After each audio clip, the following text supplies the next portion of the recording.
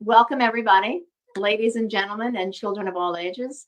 This is my first launch of the Healing Forum, and I've been inspired to show up and take action and be part of the movement, if you will, towards health, happiness, love, joy, and laughter, which is what I would call mindful healing through joy and laughter. It's been a crazy 2 years, and we've all gone through the loss of people, the suffering. I feel like Chicken Little, where the sky has fallen on our heads. So at the end now, soon to be the end of 2021, launching into 2022, I said, girlfriend, take some steps and be the voice of reason, sanity, joy, laughter, and let's have this conversation. So I actually had my first launch of the Healing Forum in Manhattan in my Fifth Avenue office. And actually one of my patients said she was there. She listed on Facebook that she was one of my patients then. So that was around 1986. I was 2 years in practice. I'd opened up what was called the Whole Health Care Center. And I realized that as a result of a lot of my patients undergoing my detoxification cleansing programs, they were having a lot of emotional, psychological kind of backlash in doing these programs.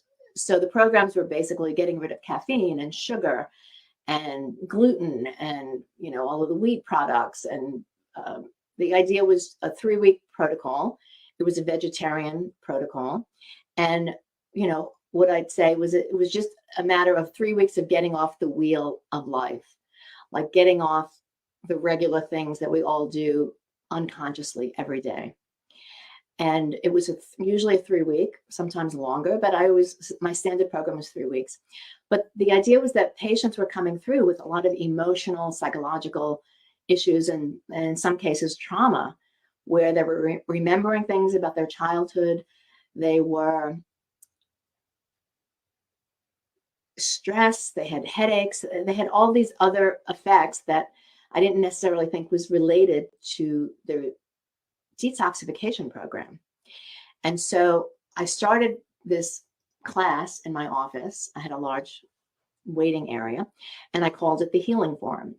And so on any week, there were between 5 to 15 patients that would come, and in a group we discussed what was going on. Everybody got to share their story, and I got to share some of my personal mentors that I had studied with or read or listened to. And that was people like Louise Hay and Wayne Dyer and Deepak Chopra, Bernie Siegel.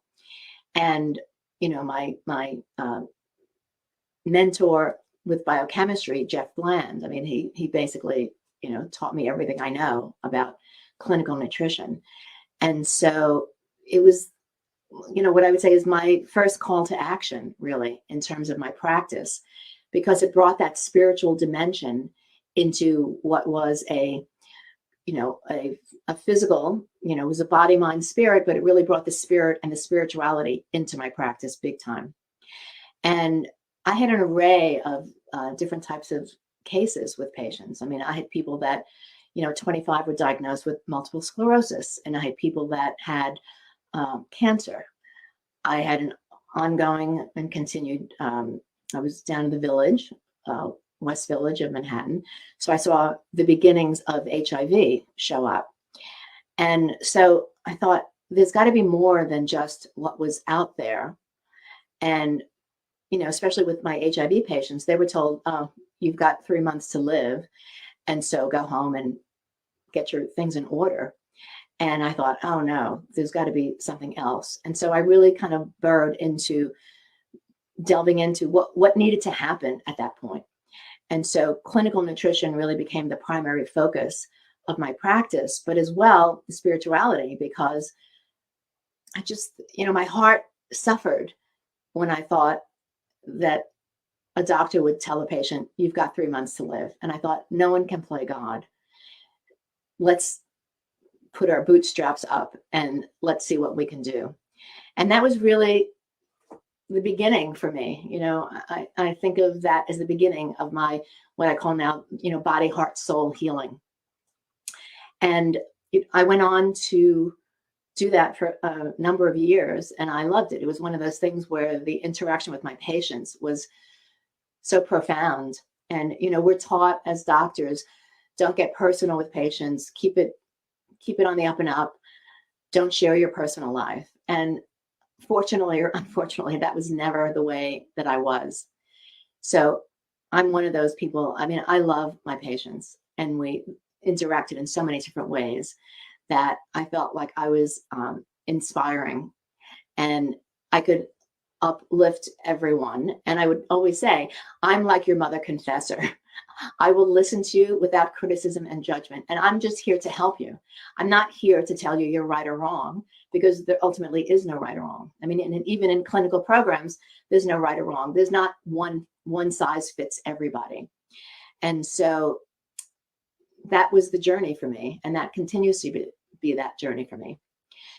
So I was saying before, when you couldn't hear me, my personal journey, because everything that I feel that I teach, and ultimately, I believe that doctors are teachers, and they should be teachers. We're here to teach people, to educate people, to enliven people, to activate people, to help to heal themselves. And that's been my primary focus, that the body heals.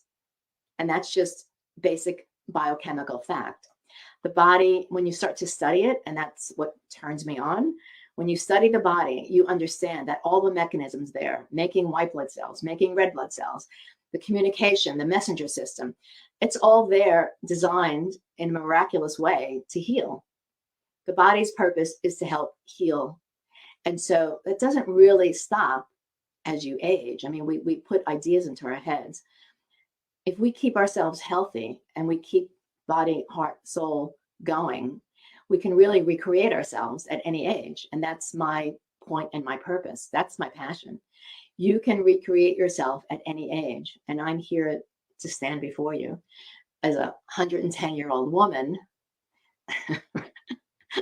that we can do that. You can do that.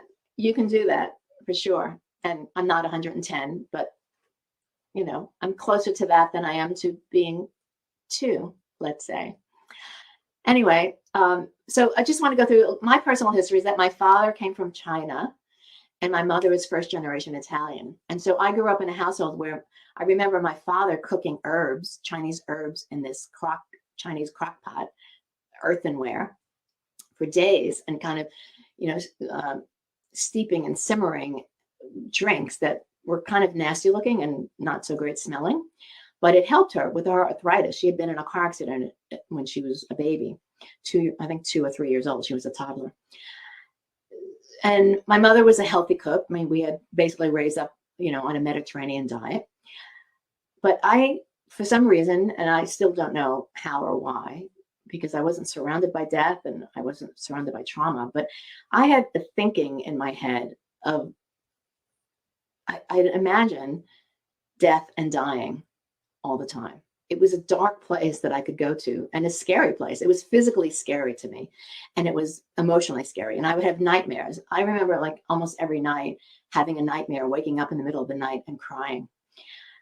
And so, years later, I discovered Bach flower remedies. And one of the remedies actually says, if you come, from a past life into this life, you may experience that, because you're not used to the physical body. And so I don't know if that's true or not for me, but one of the ways that I actually solved that problem was from teaching myself how to laugh. Yeah. Young, somewhere between the ages of 4 and 5, I remember getting myself into a corner and coughing and coughing and coughing and coughing until I would cough myself into hysterical laughter. That laughter, like that belly laugh that you feel it's uncontrollable and you can't stop. So I did it and I loved it. It was my biggest entertainment. It was my self-healing, my self-care that I did for myself. And years later, I'm known for my laugh. I'm known to bring joy and laughter. And not to brag about that, but everyone from patients to friends to family, they say, Nene, your laughter is infectious. when you come into the room, you can do that. And I mean, it's hard to bring that up right now because it's a virtual event and I don't see any of you. So I'm much better and I'm funnier when I have somebody in front of me that I can interact with. But I'm just imagining that you're there with me right here and I can help you do that. So I mean to tell the story because pretty much everything I do today in terms of working with people, working with patients, is something that I've had to go through in my personal life. And that has really brought me here today. When I was 18, I was in a car accident and I was given drugs and told, Nene, you had whiplash, you've lost 15% range of motion. You have to live with it the rest of your life. And here's drugs. So I suffered for a year because I couldn't handle the drugs. But so in terms of the pain syndrome and the inflammation, I lived that for a year when I was 18 years old. At 19, I said, no, I wasn't born this way. I can't accept that that's the way it has to be. And I found a chiropractor that was at my college or around Stony Brook area. And within 2 adjustments, I had no longer had my daily headaches. So that to me was another miraculous healing. I thought, why don't people know about this? So fast forward, I mean, I actually got my bachelor's in literature and liberal arts, and at some point moved into Manhattan and started doing sculpting and artwork and then shiatsu. And I thought, bingo, I want to be a doctor. I want to help people. So I went back for 2 years of pre-med. And then I thought, you know what? I don't want to be indoctrinated because I had been a vegetarian for 3 years, give or take. I'd gone through gallbladder issues, which I think were directly related to being on birth control pills for 9 months because of the estrogen levels. And I learned all about liver flushes, and I did liver flushes, and they were successful, even though a surgeon said, oh, take out your gallbladder. I said, no. I was in my mid-20s, and I said, no, I'm not going to do that. And I'm not going to get an x-ray exposing my breast tissue. So I guess I was always a little bit of a rebel. I always thought a little bit outside the box. But the things that I do now in terms of, whatever body work I was doing and clinical nutritional programs, I mean, I had to do that path myself and go through the pain and the suffering to get to the other side of it. And so that's why I'm able to feel completely assured that other people can do the same thing because I've walked the walk and taken that path. So I've always been inspired then to do that and to speak about these things because I know that it can happen. And, the other interesting thing is that when I was working with HIV and today, like fast forward today, I thought how similar it is, HIV, COVID-19. There's fear and loathing around that. There's anxiety, there's stress. The main difference is that COVID is a pandemic, so it's affecting us on a planetary level. HIV, even though it was planetary, it affected Africa. Not that many people were interested. It came to New York, San Francisco, Miami. It affected mostly the gay male population. Not that many people were interested. When it started affecting women and started affecting, the broader scope, then there was a call to action with it. But similarly, I feel this is the time because it's kind of focusing and highlighting that we need to get back to basics. And the basics are, where do we start with good health? We start with taking care of ourselves first and understanding that the body has the tools because we still don't know so very much about it. It is a viral entity that we know, but we also know that our immune system and the miraculous power of our body really can, if we take care of that, we can do something about that because ultimately viruses don't want to kill their host. So I'll discuss that at a later time, but that's one of the topics that I want to, and not necessarily COVID in particular, but the everything, the body system surrounding what we need to do, because and we know that some of the comorbidities are because people already have heart disease, they have diabetes, they are obese. And most of the chronic illnesses that we face are really like lifestyle choices that we're making. Lifestyle in terms of how we eat, how we think, how we act, how we exercise, how we take care of ourselves. So people that are 40, their bodies can feel like they're 70, and people that are 70, their bodies can feel like they're 40. And that's a matter of choice. I mean, genetics are involved in that, the genes that you were born with, but there's a whole field now called epigenetics, which is known for about over 20 years, I'd say, give or take. And we know that it's what turns on the genes. So that's a fascinating study of epigenetics. It's the environment that turns on the genes, and we're being assaulted by environmental pollutants and toxins and water and air. And we have some control over that. Mostly we have control over what we breathe in our personal space, what we eat, how we think. And I'm going to take a leap and say what you think and what you believe is going to be the primary focus of how you heal, because we have so many self-limiting beliefs about our bodies and ourselves. So many times people say, oh, I'm getting old. This is all normal because I'm getting old. And I say, cancel, clear, delete that, because you're just setting yourself up. The brain is a computer, and you're programming your computer. Why do you want to program it with things that are self-limiting? Why don't you program it with something that is miraculous? And I think these are the times that we need to be having these discussions, because we know, quantum physics, there's a book years ago I read, The Tao of Physics. The universe is pulsating, and we're the creators of our lives. So some people may think that's outlandish. That's not true, but that's my belief system. And I'm also open to discussions about everything. And I think these days we know there's too much politicalization. There's too much only black or only white. Where's the colors of the rainbow? I think we need to get back to that. And the colors of the rainbow in terms of food, is it so important, right? Most of the really healthy foods are colors. It's the red and the orange and the yellow and the green and the blue and the purples and the white. It's all part of it. So we need to really expand our minds. And what I say is that body, heart, and soul healing. So getting back to basics. And it's funny that I'm launching the Healing Forum, and I want this to be a discussion. So give me some of your ideas for future topics. I want to invite you, and I think on the screen it's scrolling through, to be part of the discussion, and let me know what topics you'd like me to cover.